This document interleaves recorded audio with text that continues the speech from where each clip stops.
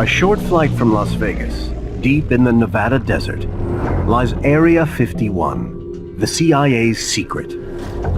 A giant clandestine base that remained unacknowledged and disavowed by the US government for almost 60 years. But in August of 2013, the CIA finally admits this place is real. And today, Richard Coe, a former US Air Force pilot, is heading straight toward it. They just picked us up back on radar. They lost us for a little while because of the terrain. Coe is providing a legal tour of the perimeter of Area 51, some of the most heavily restricted airspace on Earth. And he's being tracked by the Air Force. They obviously want to keep an eye on us because anytime civilians are operating so close to restricted airspace, they prefer to obviously know where we are and what our intentions are. Located at Groom Lake, Area 51 is surrounded by restricted airspace, covering 440 square miles. As we get closer and closer, I anticipate they're going to get more and more curious of what we're doing over there. He's 12 miles out, and at 10,000 feet, America's heavily guarded secret base comes into view. 62 Juliet, say destination. You familiar with restricted airspace? Entering any controlled airspace in the U.S. post 9/11 is high risk. But out here, security is tighter than almost anywhere else in the country. The box that surrounds America's top secret base is designated 4808 North. And the tower now issues an explicit order for the pilot to change course. Skyline 6 Kilo Juliet, turn north immediately, sir, for restricted airspace.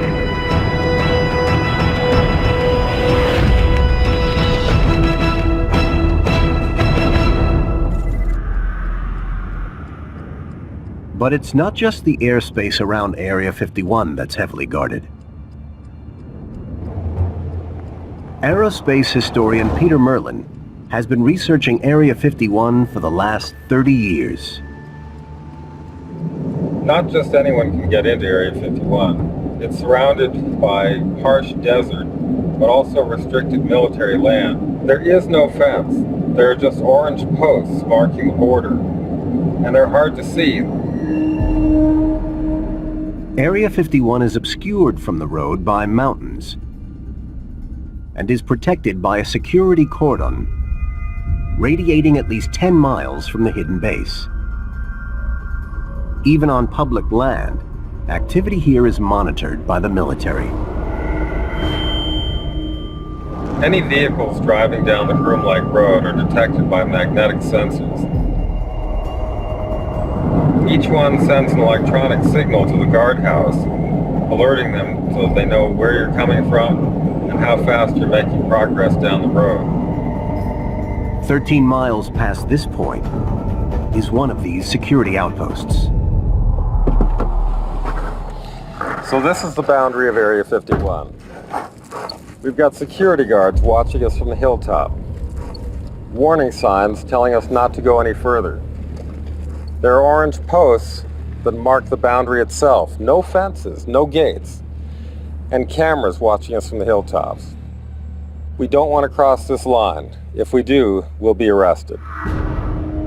But according to one former Area 51 security guard, trespassers in the past faced a worse outcome. If they demonstrate they were going to try to penetrate, you know, they gave me the all clear to waste them. But what's going on here in the Nevada desert? Why is the US government trying so hard to keep people out? Finally, the truth has emerged in declassified documents just published in August 2013. According to a report released by the CIA, Area 51 was created in 1955 for a single purpose: to test a top-secret aircraft project codenamed Aquatone.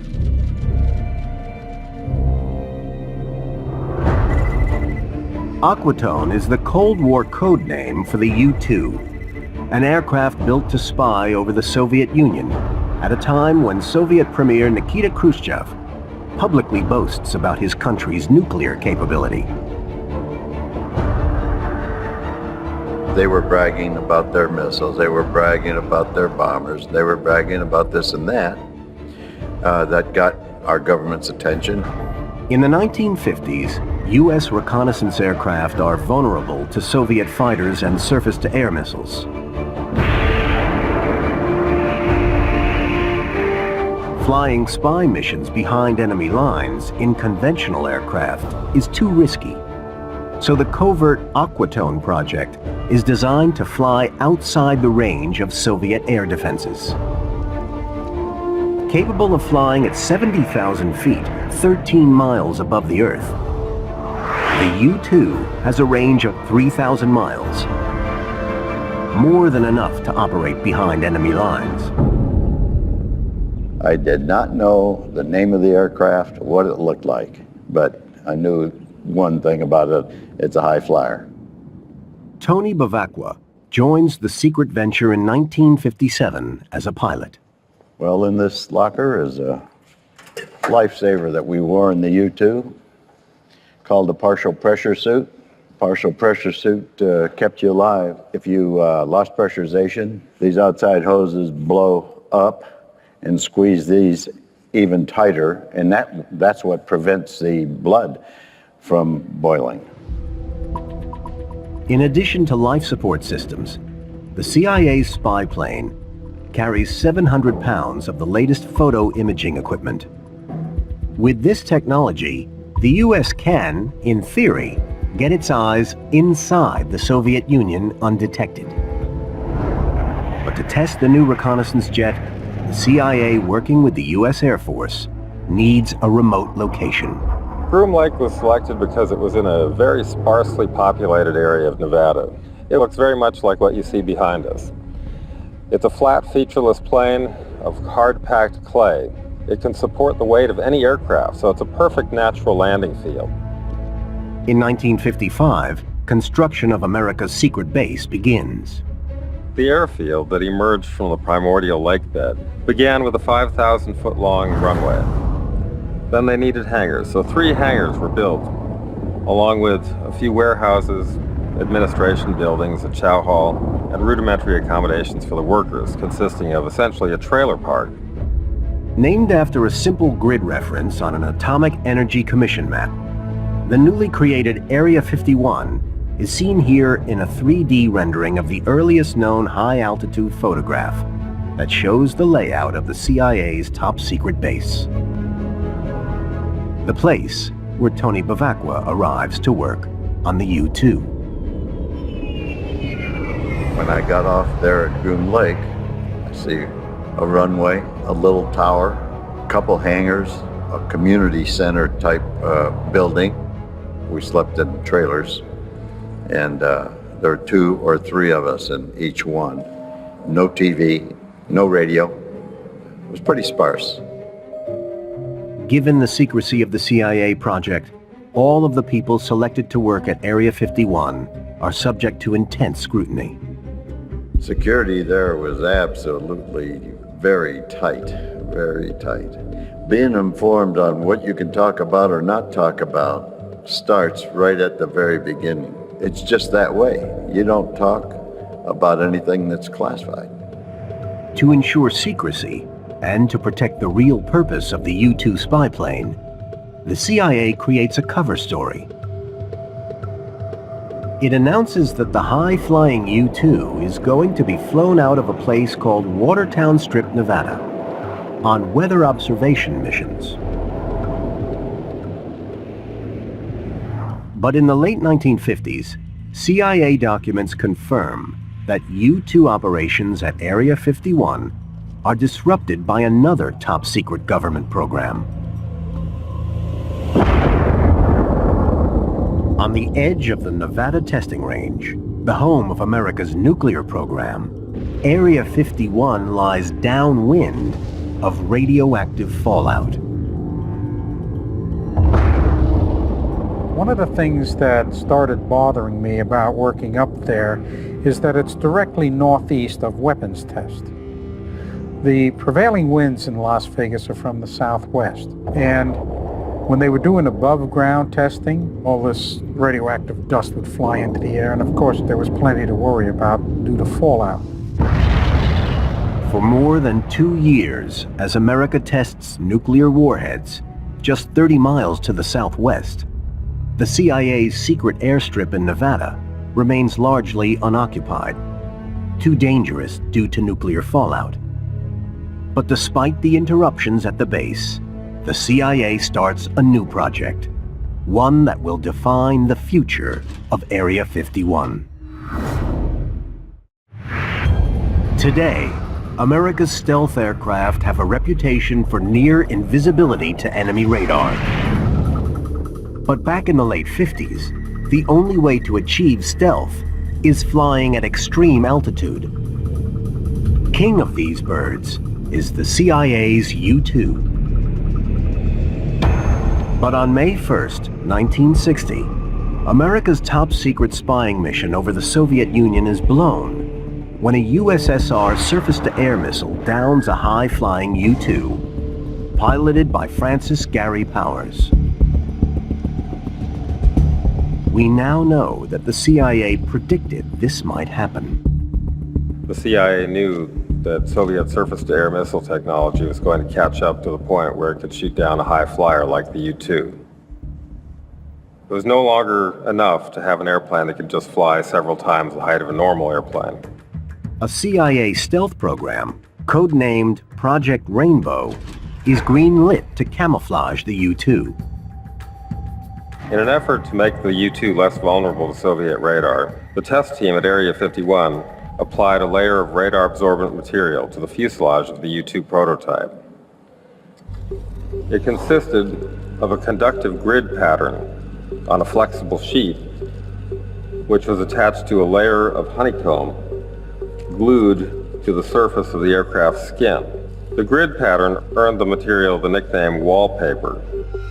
But adding wallpaper adds weight to the aircraft and reduces its ability to fly high, making it more vulnerable to Soviet defenses. Because the wallpaper was not a huge success, the CIA began looking into the idea of a successor to the U-2, an airplane that would be able to fly higher and faster and be less visible to radar. Unlike the U-2, the CIA's next aircraft project, codenamed Oxcart, has stealthy capabilities engineered into it from day one. They told us that this program was so classified that the documents weren't even marked, because if somebody accidentally had a folder that blew out of their hands and the papers went blowing down the street, that if it said secret on it, everybody would want to know what it was. But if it didn't have any markings whatsoever, the people would just sweep it up and throw it into a trash can and not worry about the fact that it was classified. Details of this CIA operation were top secret for decades. But now, with the recent release of CIA documents, it's okay for men who worked on the so-called Oxcart program to reveal some of their experiences at Area 51. One of them is Thornton T.D. Barnes. It took me 3 months to be cleared for the project. At that particular time, Oxcart was the most important thing the United States was doing. We were developing a stealth plane, something no one else had been able to do. They told us, we do not want you to record it, do not talk about it, it doesn't exist. Secrecy is all important because Project Oxcart's new jet, called the A-12, is equipped with state-of-the-art materials to reduce its visibility to radar. A-12 was the best aircraft ever built, and it was so far ahead of anything else that people had on the boards. Designed to fly at 90,000 feet and at speeds faster than a speeding bullet, the CIA's A-12 spy plane is built to withstand temperatures hundreds of degrees greater than the U-2. Peter Law, a thermodynamic engineer at Lockheed, worked on the high-flying aircraft at the company's legendary Skunk Works factory in Burbank, California. When you're flying the speed of the U-2, everything's too cold. Now when you fly the speed of the A-12, now it's too hot. The only metal light enough and strong enough to withstand the high temperatures Lockheed's A-12 is exposed to is titanium, in short supply in the United States. Ironically, back then, the Soviet Union is the only reliable place to source the titanium they need.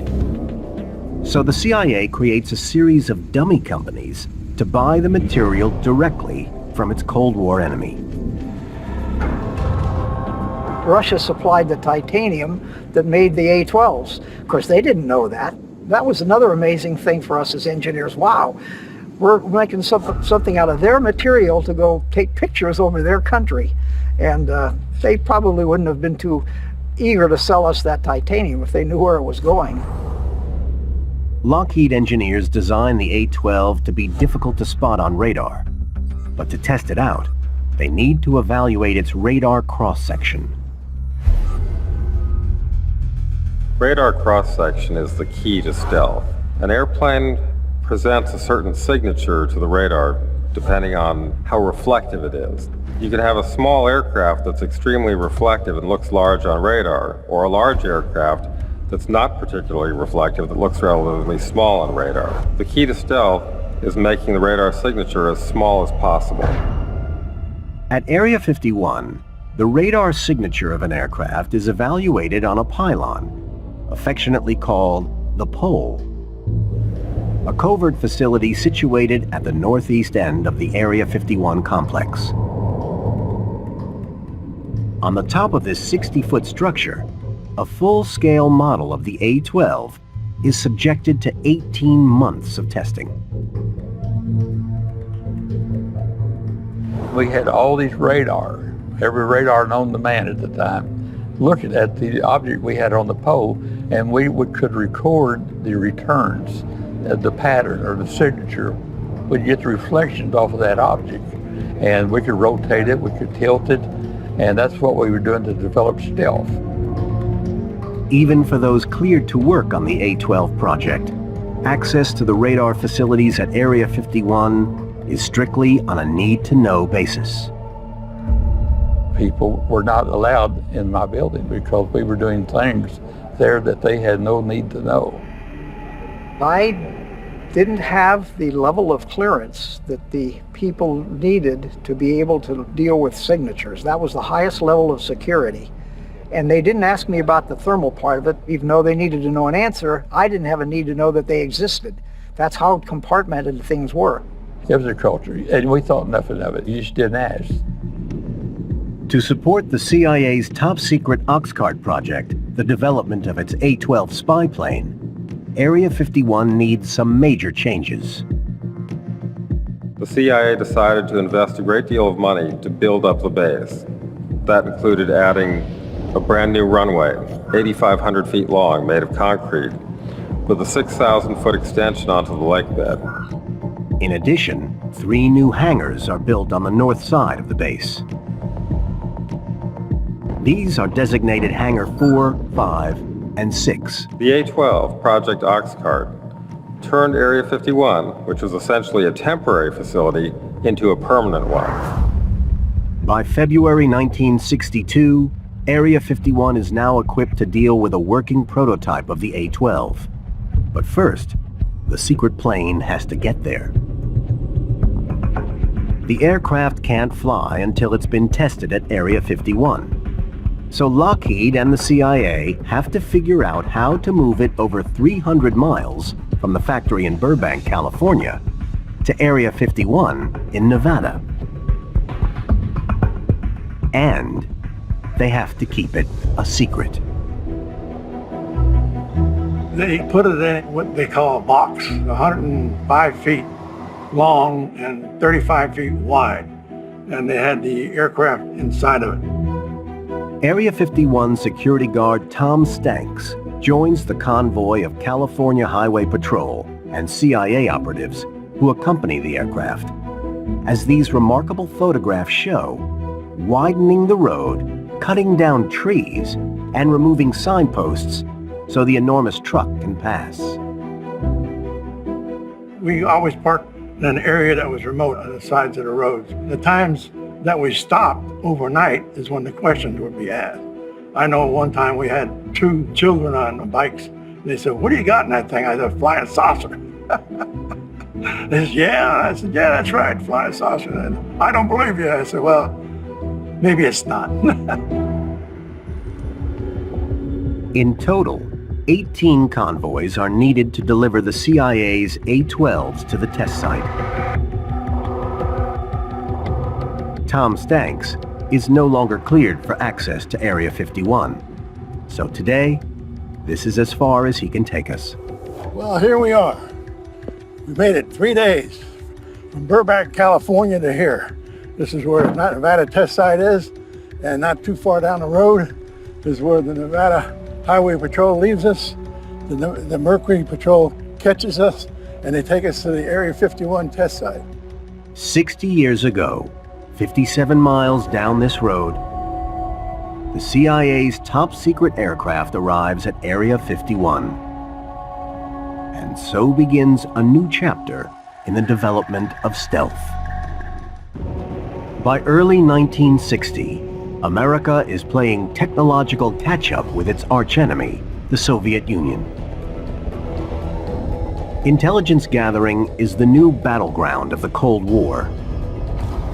And over 50 years later, documents now reveal that the Central Intelligence Agency at Area 51 goes to extreme lengths to keep its A-12 airplane project, codenamed Oxcart, under wraps.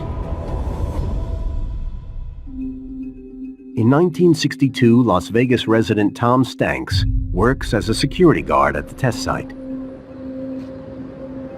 His job, to make sure that only those with the right credentials get access to the base. They had the planes coming in the morning and leaving in the afternoon. And just like any airport or airline, everyone had a badge. They took the badge away from you, so it couldn't be tampered with.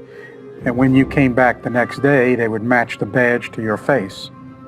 I remember guards being very fussy about taking it away from you before you left, giving it back to you, comparing it every time.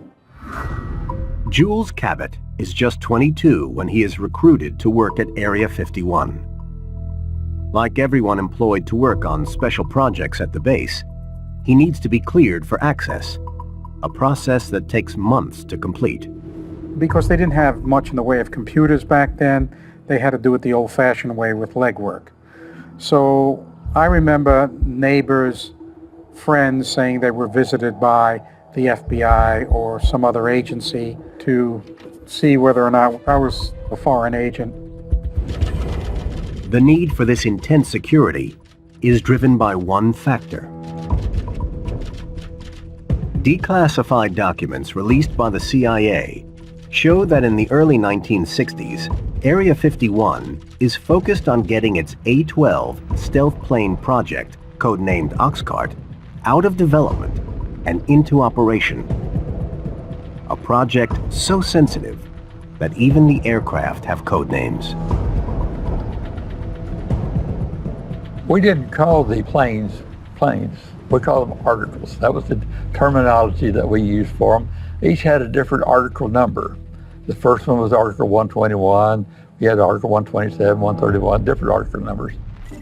At every level, the A-12 program is protected by acronyms and misinformation. Even the identity of the A-12 pilots. They had pseudo names entirely. They did not use their real names. The CIA got the names off the gravestones in Europe and assigned them to the pilots. But Oxcart's need-to-know security means even the drivers, as the pilots are called, are not cleared to know everything. The pilot did not even know what his mission was. All he knew is at a certain point along this flight, he just flip this switch, make this turn to this angle, go so long, turn here, come home, and not say anything about it. These precautions are necessary By the 1960s, the Soviet Union has leapfrogged the U.S. in the Cold War battle for military espionage. In 1957, the Soviet Union launches Sputnik 1, becoming the first nation on Earth to put a man-made object in space. Until 2 days ago, that sound had never been heard on this earth. Suddenly, it has become as much a part of 20th century life as the whir of your vacuum cleaner. The world's first artificial satellite is an aluminum sphere about the size of a beach ball. Inside, a battery pack and basic radio sends out a repeating pulse. But although it doesn't actually do very much, it catches the world's attention and America off guard. When Sputnik launched, we heard that little satellite going over, beep, beep, beep, beep. We realized we've got a problem. They're ahead of us. We didn't know how far ahead. In the years that follow, the Soviets launch more and more sophisticated satellites, many of them flying over the United States, and worryingly for those on the Oxcart program, photographing Area 51. We had the A-12 prototype on the bow for 18 months. But every time a satellite would come over, we knew that morning what time it would be coming over the horizon. Our intelligence was that good. And we would have to take it off the pole and run it into a building until the satellite passed. But even these precautions have their limitations. Ironically, we learned many, many years later that they had gotten the shape of the A-12 from the shadow because the ground was cooler underneath it. And we'd moved the plane, it was gone, but they could tell that it had been sitting there because of the difference in the heat. By the late 1960s, Soviet satellites aren't the only things adding new impetus to technology development at Area 51. The Vietnam War is in full swing. And for American fighters, the Soviet-built MiG aircraft is proving to be a real handful. We knew the Russians had come up with something that was great. It's whacking us. It's knocking our pilots out of the sky. We thought it was a super plane. Now, the CIA dossier published in August 2013 lifts the lid on an Area 51 project that's been hidden from the public for the last 50 years. Declassified CIA documents contain a previously censored history of why and how Area 51 grew out of the Nevada desert and reveal an evolving picture of the nature of the work carried out there. Area 51 is not really an air base. It's a laboratory. It's a technological laboratory. It's where we were exploiting enemy technology and analyzing the capabilities of the Soviet Union. In 1968, this laboratory becomes America's base of operations for a major new initiative to test and evaluate its enemy's jet fighters. A program that grows out of U.S. losses in the early years of the Vietnam War. For every Russian-built MiG-21 American pilots shoot down in the conflict, 9 U.S.-built F-4 fighters are being destroyed. In 1968, the U.S. acquires a MiG-21 that has been flown to Israel by an Iraqi defector. The CIA secretly ships it to Area 51 for evaluation testing under the codename Have Donut. First time I saw this baby was in 1968, one just like this, Broom Lake, Area 51. We pretty well tore it down and looked at everything. The radios, the hydraulics, the engines, everything about this plane, we examined it. The results of the MiG-21 evaluation at Area 51 are clear. It isn't the aircraft that's the problem. We realized it wasn't necessarily the planes, it was our people did not know how to fight. Simple as that. Now, Area 51 becomes the birthplace of a new top-secret initiative, training American fighter pilots how to defeat Soviet MiGs in a dogfight. We realized that there are 10 missions in the war zone for a pilot to become experienced enough that he might survive the war. So we decided, with what we learned at Area 51, let's give these pilots those 10 missions in Nevada before we send them to the war zone. To support this new program, Area 51 undergoes a new construction phase. For the third time in its short life, more facilities are added. 5 more hangars are constructed at the south end of the test site. And to prevent any sightings of the top-secret U.S.-flown MiGs out at Groom, the airspace directly above the range is closed permanently. But despite extensive measures to ensure the secrecy of the MiG training and combat operations at Area 51, its cover is almost blown in 1974, when Skylab astronauts unwittingly photographed the base from space.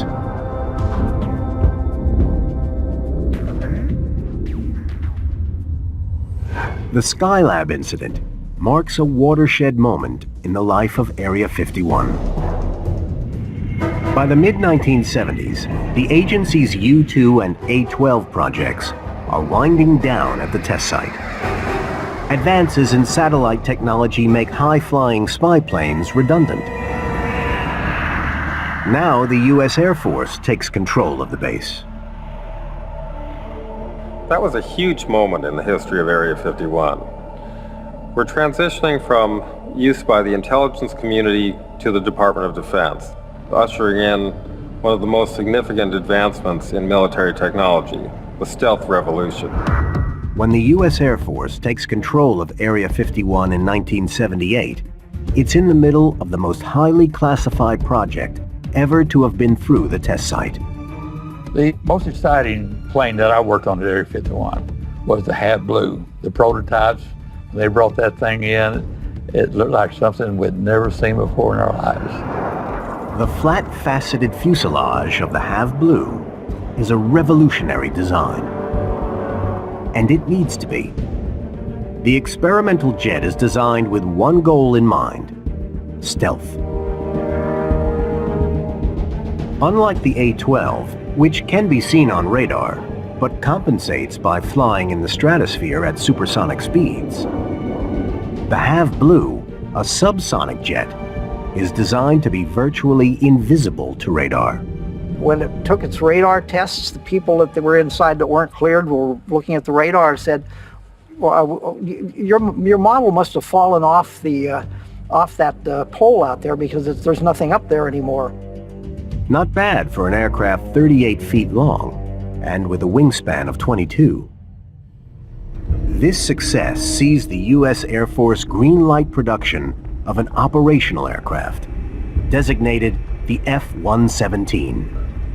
But creating the world's first aircraft virtually invisible to radar has an impact on those who work at Area 51. Some employees claim the disposal of anti-radar coatings used on the jet harms their health, an allegation that forces the President of the United States to take action. Area 51. Since its creation in 1955, the exotic nature of the CIA aircraft tested here break aviation records, flying higher and faster than any aircraft before. During the Cold War, these clandestine jets, flying from the secretive base, fuel a raft of UFO sightings, firing the imagination of Americans already steeped in 50s UFO culture. The recent sightings are in no way connected with any secret development by any agency of the United States. But denials that Area 51 is at the heart of a UFO conspiracy fuels speculation. And in the 1980s, it reaches fever pitch with the extraordinary claims of this man. Hi, I'm Bob Lazar. During late 1988 and early 89, I worked on the propulsion systems of extraterrestrial vehicles for the United States government. Lazar's claims about Area 51 makes the base one of the most talked about locations in the world. But the unwanted attention can't come at a worse time for the U.S. Air Force. Area 51 is right at the heart of its most highly classified project yet: stealth. The level of secrecy surrounding stealth is considered to be comparable to or exceeding that of the Manhattan Project development of the atomic bomb. Stealth was absolutely vital to the future of military technology. The creation of what becomes the F-117 stealth bomber takes Area 51 into a new era of stealth technology. In particular, the development of radar-absorbing materials, or RAM. The concept of RAM is not classified, but its composition was one of the hottest secrets at all of the era. To this day, the Defense Department considers RAM to be top secret. Radar-absorbing material, as the name suggests, is a class of materials used to disguise a vehicle or structure from radar. Experts surmise that the F-117's RAM is made up of sheets about the thickness of linoleum and a paint containing tiny spheres coated with iron ferrite, which vibrate when hit by radar waves. The exact makeup of this radar-absorbent material is still top secret, but according to this man, RAM is the reason he's dying. Well, these pills here are vitamin D3 pills, which are supposed to be very good for stimulating cell growth in the lungs and things like that. The doctors told me that I might live to be 64. That means I only have a year left. Fred Dunham, a former Area 51 security guard, suffers from chronic obstructive pulmonary disease, a condition he says he developed overseeing the disposal of barrels of RAM in burn pits at Area 51 in the 1980s. The drums contained carbon fiber, resin, and sealants for making the wings and different parts of the aircraft that were very hazardous when they were burned. No satellite images of Area 51 that show these burn pits are known to exist. But according to Dunham's description, it is possible to plot them onto a map of the base. They were just west of the Southgate control point. There was at least 6, maybe 7 burn pits that were right within 300 yards of the base population. According to Dunham, each burn lasts 24 hours and happens twice a week for a 3-year period through the mid-80s, exposing him to clouds of toxic fumes. It was like someone had burned a bunch of rubber tires. The soot that was in the air was unbelievable. Dunham believes his breathing problems come from the soot and the fumes. I'm a non-smoker, and the doctor told me that my lungs look like the lungs of an 80-year-old man who had smoked 4 packs of cigarettes every day. In the 90s, the former security guard, along with others, brings a case against the state for medical compensation. But the case is rejected when President Clinton signs a determination which excludes Groom Lake from any investigation on the grounds of national security. For nearly 60 years, the true story of Area 51 was hidden from the public. But the release of CIA documents in 2013 helps change that. These documents from various government agencies, finally declassified, confirm the existence of Area 51 as an official entity, and we can at last begin to unravel its secrets. Those documents, along with satellite imagery, are now helping to map how top-secret programs at Area 51 have changed the base, a place we now know continuously evolves in line with national priorities, and with each program that comes along. If you look at the aerial and satellite photographs taken over the years, you can see the changes. new runways, new hangars, more infrastructure. It's constantly growing and changing and building. This is not a static facility. It's extremely dynamic. As Area 51 has changed, so too has its role. Area 51 is not really in the common sense of that air base. Area 51 is the proving ground. That's where we can say it works or it doesn't work. You know, a lot of the missions will not touch down there. They will just fly over the base, and we can evaluate what they have come up with. It's a proof of concept facility. It's where we prove this will work or this will not work. Created in the 50s to test the U-2, the CIA's secret base has given the U.S. the edge over its enemies for more than half a century. Area 51 is the place where we have developed all of our stealth technologies, from the early advances of the A-12 through the modern era. Every U.S. stealth aircraft has been tested at Area 51 in one way or another. These programs include the B-2, Advanced Cruise Missile Systems, the Air Force's latest operational strike aircraft, the Raptor, and drones now commonplace in combat zones across the world. The Raptor, unlike the F-117, is still an operational aircraft. But it, like all of the U.S. Air Force stealth programs carried out at Groom Lake in the 1980s and 1990s, remains highly classified. Today we know about the programs like the U-2, Oxcart, the Stealth Fighter, and other demonstrators that have come since then, Tacit Blue, the Bird of Prey.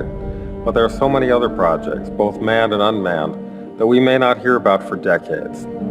Area 51 is light years ahead. There's no one even coming close to the technology we have developed out there.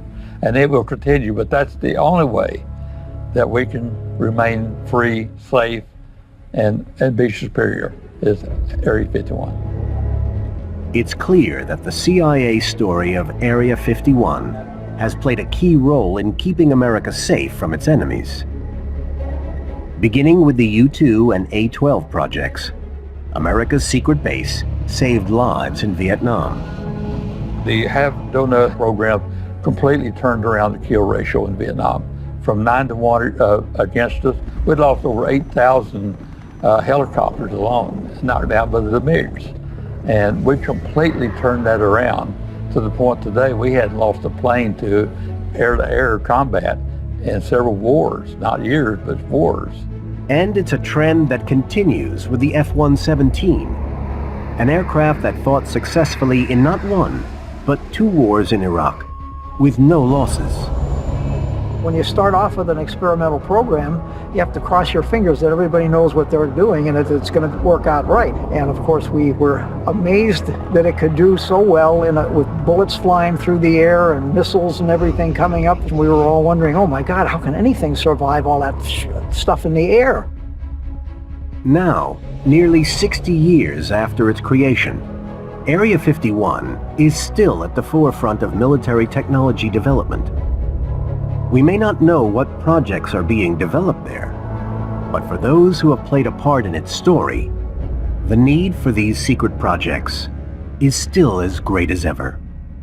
I'm sure that there's something else going on out there. I'm glad that we're doing it, and I don't have a need to know about it, but I'm glad somebody's going to the next step. We did our best. Now somebody else has the project that's going to be doing something in the future, and I'm glad this country is doing things that we don't know about, just like we were doing things that they did.